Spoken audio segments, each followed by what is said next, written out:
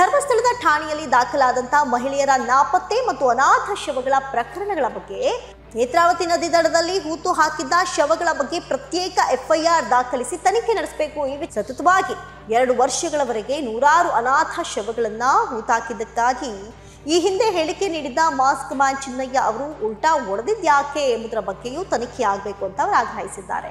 ಇಲ್ಲ, ಇದ್ರ ಬಗ್ಗೆ ನನಗೇನು ಗೊತ್ತಿಲ್ಲ, ಹೇಳ್ಕೊಟ್ರು ಹೇಳ್ದೆ, ಈ ರೀತಿಯಾದಂತಹ ಅನೇಕ ಬೇರೆ ಬೇರೆ ಸ್ಟೇಟ್ಮೆಂಟ್ಗಳು ಬಂದವು. ಸೌಜನ್ಯ ತಾಯಿ ಅವರು ಹೈಕೋರ್ಟ್ನಲ್ಲಿ ಹೀಗೊಂದು ಅರ್ಜಿಯನ್ನ ಸಲ್ಲಿಸಿರುವುದು ಮತ್ತಷ್ಟು ಕುತೂಹಲವನ್ನ ಕೆರಳಿಸಿದೆ. ಧರ್ಮಸ್ಥಳದಲ್ಲಿ ಸಿಕ್ಕಂಥ ಅನಾಥ ಶವಗಳು ಸೂಕ್ತ ನ್ಯಾಯ ಸಿಗಬೇಕು. ನಮಸ್ಕಾರ, ವಿಶೇಷ ಕಾರ್ಯಕ್ರಮಕ್ಕೆ ಸ್ವಾಗತ. ನಾನು ಅಮೃತಾ ಶ್ರೀಕಂಠ. ನೋಡಿ, ಧರ್ಮಸ್ಥಳದ ವಿಚಾರ ಆಗಾಗ್ಗೆ ಸುದ್ದಿ ಆಗ್ತಾನೆ ಇರುತ್ತೆ, ಆದರೆ ಕೆಲ ದಿನಗಳಿಂದ ನಿರಂತರವಾಗಿ ಸುದ್ದಿಯಲ್ಲಿತ್ತು. ಕರ್ನಾಟಕ ಹೈಕೋರ್ಟ್ಗೆ ಇದೀಗ ಸೌಜನ್ಯ ತಾಯಿ ದಿಢೀರನೆ ಅರ್ಜಿಯನ್ನ ಸಲ್ಲಿಸಿದ್ದು ಈ ಕೇಸ್ ಮತ್ತೆ ರೀಸ್ಟಾರ್ಟ್ ಆಗುತ್ತಾ ಎನ್ನುವಂತಹ ಪ್ರಶ್ನೆ ಉದ್ಭವಿಸಿದೆ. ಧರ್ಮಸ್ಥಳದ ಠಾಣೆಯಲ್ಲಿ ದಾಖಲಾದಂತಹ ಮಹಿಳೆಯರ ನಾಪತ್ತೆ ಮತ್ತು ಅನಾಥ ಶವಗಳ ಪ್ರಕರಣಗಳ ಬಗ್ಗೆ ಹೊಸದಾಗಿ ತನಿಖೆಯನ್ನ ನಡೆಸೋದಕ್ಕೆ ಸೌಜನ್ಯ ತಾಯಿ ಕುಸುಮಾವತಿ ಹೈಕೋರ್ಟ್ಗೆ ಮನವಿಯನ್ನ ಮಾಡಿಕೊಂಡಿದ್ದಾರೆ.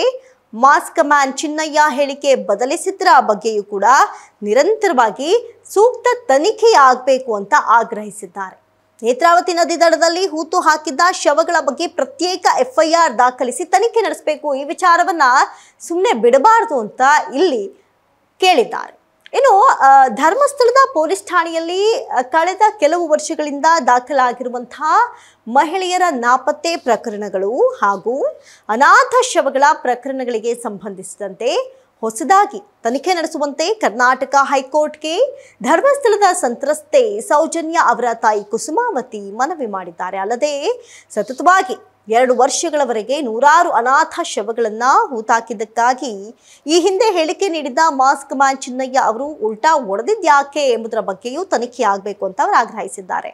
ಚಿನ್ನಯ್ಯ ಬಂದ ನಂತರ ಧರ್ಮಸ್ಥಳದಲ್ಲಿ ಹಲವಾರು ಊಹಾಪೋಹಗಳು ನಡೀತು, ಹಲವಾರು ಪ್ರಶ್ನೆಗಳು ಉದ್ಭವವಾದವು. ನೂರಾರು ಶವವನ್ನ ತಾನೇ ಹೂತಿಟ್ಟಿರೋದಾಗಿ ಹೇಳಿದ್ರು, ಜಾಗ ತೋರಿಸ್ತೀನಿ ಅಂತ ಹೇಳಿದ್ರು, ಗುಂಡಿ ಹಾಕ್ಸಿದ್ರು, ಕೊನೆಗೆ ಒಂದಷ್ಟು ಅಸ್ಥಿ ಪಂಜರಗಳು ಸಿಕ್ತು. ಅದಾದ ನಂತರ ಇಲ್ಲ, ಇದ್ರ ಬಗ್ಗೆ ನನಗೇನು ಗೊತ್ತಿಲ್ಲ, ಹೇಳ್ಕೊಟ್ರು ಹೇಳ್ದೆ, ಈ ರೀತಿಯಾದಂತಹ ಅನೇಕ ಬೇರೆ ಬೇರೆ ಸ್ಟೇಟ್ಮೆಂಟ್ಗಳು ಬಂದವು.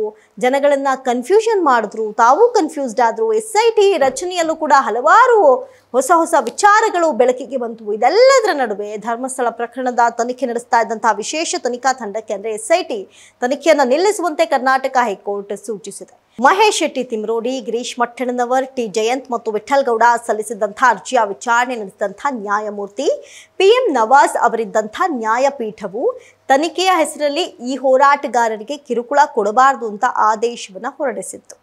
ಇದರ ಬೆನ್ನಲ್ಲೇ ಸೌಜನ್ಯ ತಾಯಿ ಅವರು ಹೈಕೋರ್ಟ್ನಲ್ಲಿ ಹೀಗೊಂದು ಅರ್ಜಿಯನ್ನ ಸಲ್ಲಿಸಿರುವುದು ಮತ್ತಷ್ಟು ಕುತೂಹಲವನ್ನ ಕೆರಳಿಸಿದೆ.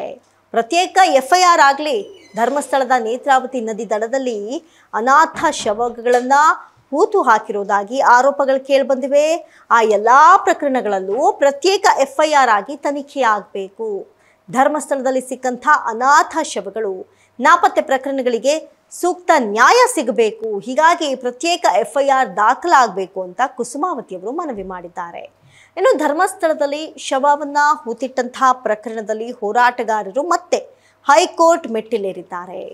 ಸೌಜನ್ಯ ತಾಯಿ ಕುಸುಮಾವತಿ ಹೈಕೋರ್ಟ್ಗೆ ಮೆಟ್ಟಿಲೇರಿರುವುದು ಸಾರ್ವಜನಿಕ ಹಿತಾಸಕ್ತಿ ಅರ್ಜಿ ಸಲ್ಲಿಸಿದ್ದು 70ರಷ್ಟು ಅನಾಥ ಶವ ಮತ್ತು ನಾಪತ್ತೆ ಪ್ರಕರಣದಲ್ಲಿ 70 FIRಗಳನ್ನು ದಾಖಲಿಸಿ ತನಿಖೆ ನಡೆಸಬೇಕು ಅಂತ ಮನವಿ ಮಾಡಿದ್ದಾರೆ. ಅಂದ್ರೆ ಒಂದೇ ತನಿಖೆಯಲ್ಲಿ ಎಲ್ಲಾ ವಿಚಾರಗಳು ಗೊತ್ತಾಗಬಾರ್ದು, ಇದೊಂದೊಂದು ಕಂಪ್ಲೇಂಟ್ಗೂ ಕೂಡ ಸಪರೇಟ್ FIR ಆಗಬೇಕು ಅಂತ ಹೇಳಿದ್ದಾರೆ.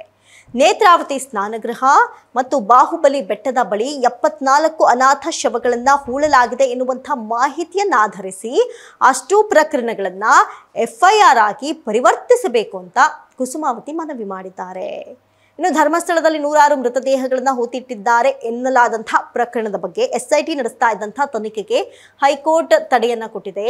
ಈ ಮಧ್ಯೆ ಕುಸುಮಾವತಿ ಹೊಸ ಅರ್ಜಿಯನ್ನ ಸಲ್ಲಿಸಿದ್ದು ಮತ್ತಷ್ಟು FIR ದಾಖಲಿಸಬೇಕು ಅಂತ ಬೇಡಿಕೆಯನ್ನು ಇಟ್ಟಿದ್ದಾರೆ.